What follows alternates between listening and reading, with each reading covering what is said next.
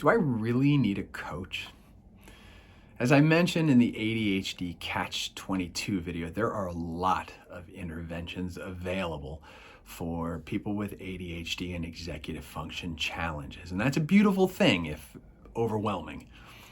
There are, on the purely behavioral side, there's books and apps and programs and cognitive behavioral therapy and coaching, of course.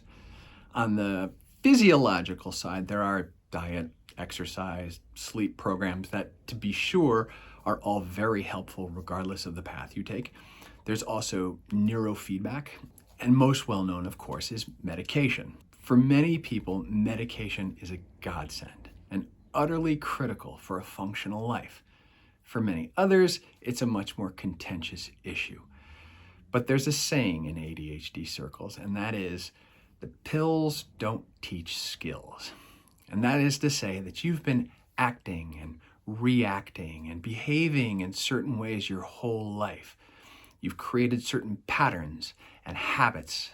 And simply taking medication or engaging in the other physiological interventions isn't going to just magically remove some of your most disruptive behavior. Meds and the other physiological interventions just make it much more likely that you will be able to change many of those behaviors. And in fact, all of the behavioral interventions are about unwinding all of those most disruptive behaviors and replacing them with the skills that are necessary for managing your life. For many people who take meds and don't do much of anything else, they can become what I refer to as the very alert and attentive dysfunctional. And so why coaching and not one of the other myriad paths? It comes down to how directly and efficiently you want to address this.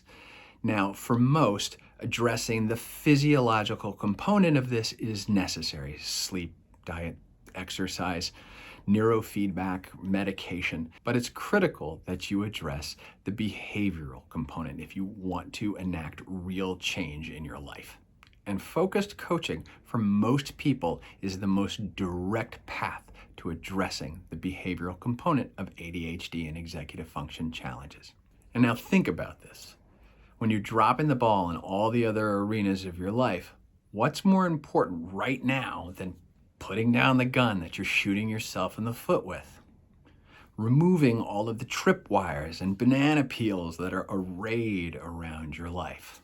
And what's more direct than working with a non-judgmental advocate who's always in your corner?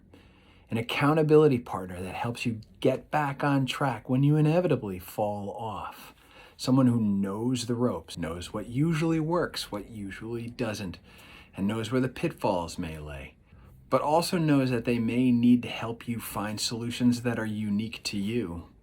At the end of everything, all the interventions, the books, the apps, the neurofeedback, the medication, they're all about repairing your broken set of tools for living and managing your life. But the goal should not be to spend all of your time and energy simply repairing your tools for managing your life. Ultimately, the goal should be to simply have the tools for managing your life so that you can just live and become the person that you know you can be.